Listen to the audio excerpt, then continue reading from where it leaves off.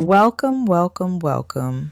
If you are rejoining us, this is part 2 of a presentation given by Honorary Consul to Barbados, Rhoda Green from South Carolina, recently to a class of high school students at Porter Gowd School, a Charleston college preparatory school where her children and grandchildren attended. If you missed part 1, check us out on YouTube or either our barbadoscarolinas.org website or our Barbados Ventures Facebook page. Thank you for liking and following. And without further ado, let's get back to the second part of our presentation where we pick up with festivals. Green shared several recent festivals which have been infused with Caribbean influence, as Barbados has participated in more local events post-pandemic, and since becoming an independent republic in November of 2021.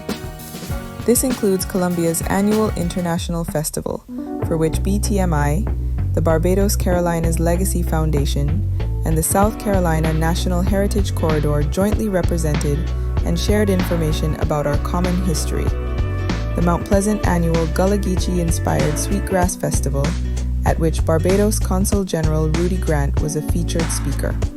The Moja Arts Festival, where Green and her foundation facilitated a premiere showing of the Yankee Bajan, featuring an all-Bajan cast, performing at the historic Dock Street Theatre. The introduction of Bajan chefs and cuisine at last year's Charleston Food and Wine Festival, where Green spoke with participants on the culinary connections between Barbados and the Lowcountry. Most recently, the Barbados Carolinas Legacy Foundation's longtime partnership with Charlestowne Landing and collaborative relationships with BTMI, the Barbados Consulate, the City of Charleston, and the Carrie Lynn Cancer Foundation culminated in the 3-day Barbados Comes Back to Charleston Festival this past Labor Day weekend 2025.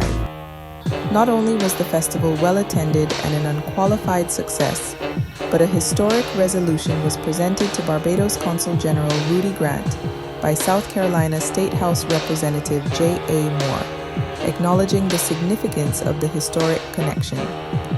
In his gracious remarks presented to the attendees at the Labor Day Gala, he pledged to visit Barbados again, this time on a fact-finding mission to determine ways that the undeniable affinity between our respective communities might lead to substantive economic development and educational opportunities to benefit both regions. These celebrations prove that culture isn't static. It's a joyful bridge connecting communities across oceans and generations. Contemporary artists also tell this story.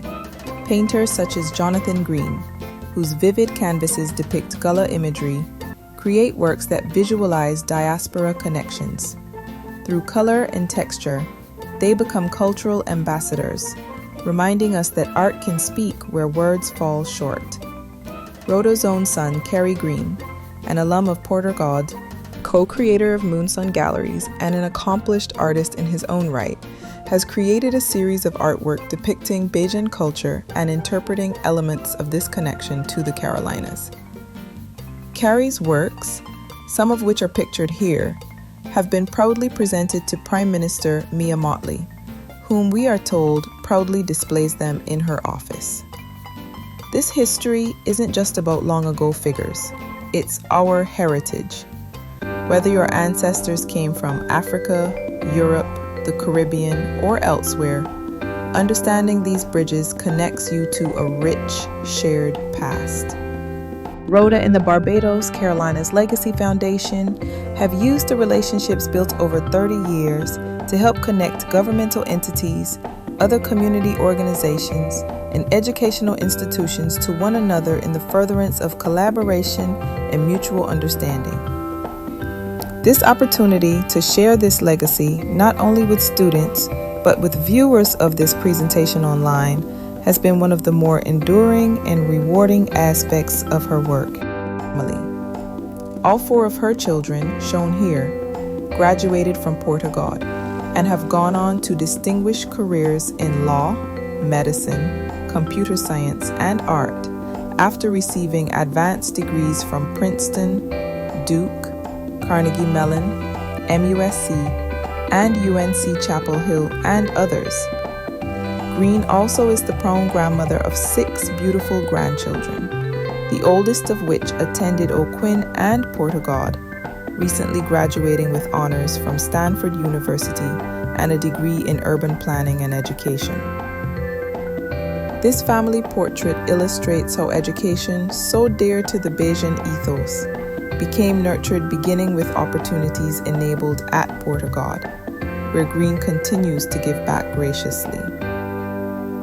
Rhoda would like to express her eternal gratitude to Port of God School for this opportunity, to the teachers who nurtured her children's curiosity, to the administrators who welcomed her family, and to the community that supported their growth. She is proud of Barbados's rich history and grateful for the warm embrace she has received from local plantations, historical societies, and cultural organizations that honor Barbados's contributions.